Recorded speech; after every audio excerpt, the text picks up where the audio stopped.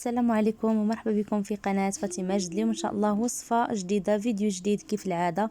غنحضروا مع بعض كيكة بدون دقيق ولا بسكوي، فقط بورق البسطيلة. غادي نحضروها كتجي لذيذة معلكة مقرمشة ومعسلة في نفس الوقت. المذاق ديالها يا البنات لا يقاوم، كتجي غزالة بزاف ومعلكة من الوسط كيف ما كتشوفوا معايا ومقرمشه من الفوق.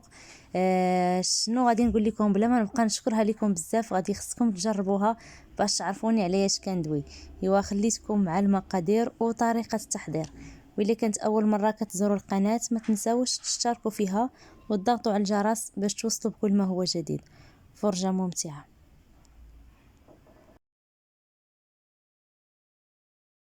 بسم الله. غنبداو بالمقادير ديال السيرو باش غادي نسقيوها ان شاء الله. عندي واحد كاسونس تاع سنيده وكاسونس تاع الماء وواحد الدواره ديال الحامض ولا تاع البرتقال. هنا في كاسرونه غادي ندير واحد كاسونس تاع سنيده، كاس عنبه كنعبروا المهم نفس العبار، وغندير كاس ونص تاع الماء. انا هنا مازال غادي نضيف النص ديال الماء، غيبان لكم غير الكاس ولكن راني ضفت النص. وغادي عفوا نطلعوا هاد الكاسرونه فوق البوطه، النار متوسطه، ونخليوها تطبخ حتى يعقد لينا هاد السيرو ونطفيو عليه. بالنسبه للمقادير ديال الكيكه غنحتاجوا واحد الكميه تاع ورق البسطيله على حساب الحجم ديال المول اللي عندنا. انا عندي المول كبير شويه. والمقادير ديال الكيك عندي هنايا 3 البيضات، نص كاس ديال الزيت، كاس تاع السكر سنيده، كاس الحليب، واحد دانون تاع البنان، 2 خمارات وواحد الزا. بالنسبه للحلاوه هنا انا درتها حلوه حيت كتعجبني الحلاوه. الا ما كتعجبكمش الحلاوه بزاف كتبغيو قياس معقول غديروا غير نص كاس ديال سنيده، حيت مازال غادي تسقى مزيان بداك السيرو راه حلو من الفوق.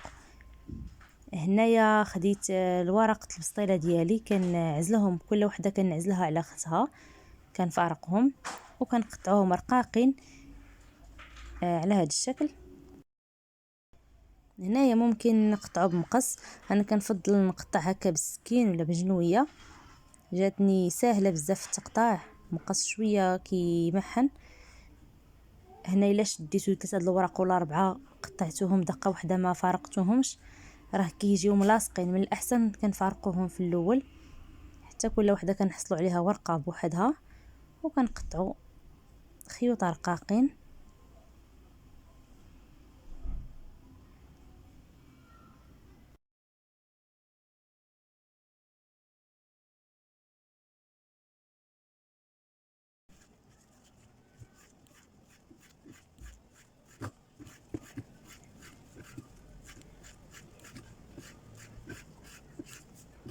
هنا قطعتهم خليتهم على جنب. غادي ندوز نحضر معكم الخليط اللي فيه 3 ديال البيضات بحراره المطبخ. غنضيف عليهم واحد السكر الفاني ولا قشوره الحامض اذا ما كانش متوفر الفاني. هنا كاس سنيده، ولكن الا بغيتو قياس معقول ديروا غير نص كاس تاع سنيده حيت راه كتسقى مزيان بواحد السيرو اللي حلو بزاف. هنا غنضيف كاس الحليب ونص كاس ديال الزيت، وغنضيف واحد الياغورت تاع البنان او الفاني.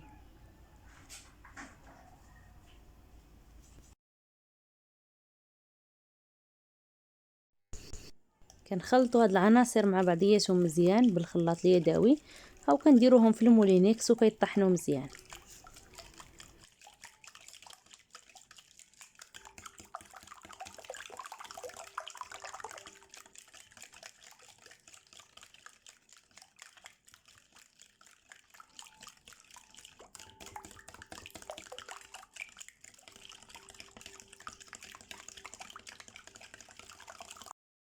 هنا غنضيف 2 خمارات حمرين، اي 2 بيكينغ باودر، وغادي نخلط مزيان.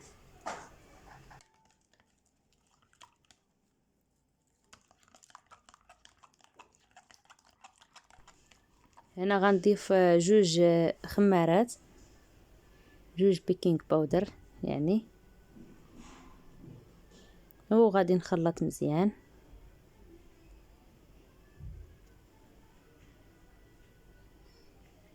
هنا خديت واحد المول تاع الفرن فرشت فيه ورق الطهي. راه ممكن ندهنو غير بالزبده، انا ما عنديش دوك المولات اللي كيتحلوا، عندي هذا وخفتها تلصق ليا، داكشي علاش فرشت ورق الطهي ودهنت بالزبده عفوا بالزيت. هنا من التحت كنديروا واحد الورقه صاينه، هذا كندير فوق منها هادوك الخطوط ديال الورق البسطيله اللي قطعنا. هنا ممكن ديروا ورق الفيلو او هاد ورقه البسطيله. هنا كنديرهم بحال العشيشات. اش بغيت نقول لكم، هاد الكيكه البنات راه ما كيطلعش ما كيتنفخش ملي كيطيب، ماشي بحال الكيك العادي. لا بغيتو الحجم ديال هاد الكيكه تجيكم مثلا طالعه كديروا مول صغير. انا هنا المول عندي كبير، داكشي علاش السمك ديالها غيخرج ليا السمك ديالها عادي متوسط، ما غاديش يكون طالع بزاف. وكنحاول نعمر حتى دوك الجنيبات. هنا ما كنبقاوش ندقسو فيها، راه كنخليوها شويه منفوخه شويه. صافي بعد ما غادي نكمل، غادي نخوي فوق من هذاك الخليط اللي حضرت معاكم، كنخويوه بشكل متساوي. من الاحسن انكم تخويو بشي حاجه باش يعني هذا الخليط هذا يتخوى لكم على ديك الورقه كلها، ما تجيش بلاصه فيها وبلاصه ما فيهاش. انا هنا حاولت نوزعه بشكل متساوي في كاع الجوانب ديال هذا القالب هذا. وبالنسبه للطياب راه كطيب بحال الكيكه العاديه، كنشعلوا النار من التحت حتى كطيب مزيان، وكنشعلوا من الفوق النار مهيله باش كتحمر، وكنخرجوها.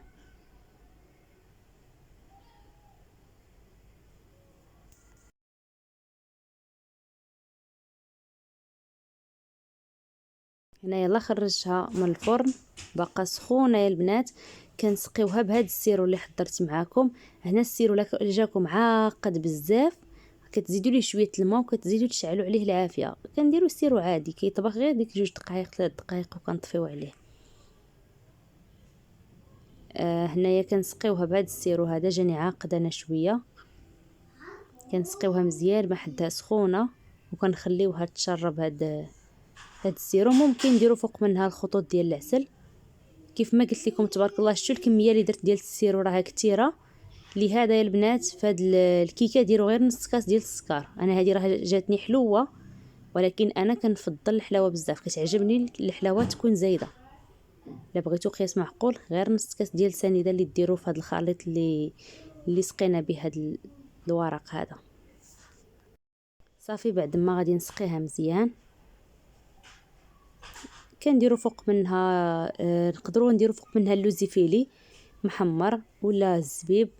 كنديروا فوق منها الخطوط ديال الكراميل، ولا كنديروا شويه سكر كلاصي كتزين. كل واحد وكيبقى الاختيار ليه كيفاش كيبغي يزينها. خليتها تبردت شويه، غندير فوق منها خطوط تاع الكراميل غير شويه اختياري فقط. كيف ما قلت لكم ممكن دهنوها غير بشويه تاع المربى من الفوق. انا هنا غنرش شويه تاع السكر كلاصي، واحد الكميه قليله.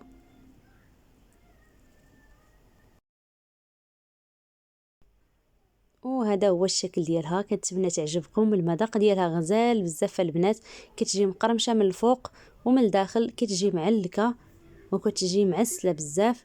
هاد الكيكه كتبغي صراحه تكال في النهار ديالها، يعني نهار نصايبوها ناكلوها في داك النهار. ملي كتبات ما كتبقاش يعني بنفس البنه. انا كيف العاده غنقطع معكم واحد الطريف تشوفوا كيفاش كتجي من الوسط. كيف ما كتلاحظوا معايا كتجي معسله ومعلكه. المذاق ديالها غزال بزاف، ما تشبعوش منها صراحه. ايوا كان هذا هو الفيديو ديالنا ديال اليوم. كنتمنى نال اعجابكم، وإلا عجبتكم القناه ما تنساوش تشتركوا فيها وتضغطوا على الجرس باش توصلوا بكل ما هو جديد. وخليتكم على خير، ونتلاقاو في فيديو جديد مع وصفه جديده ان شاء الله. مع السلامه.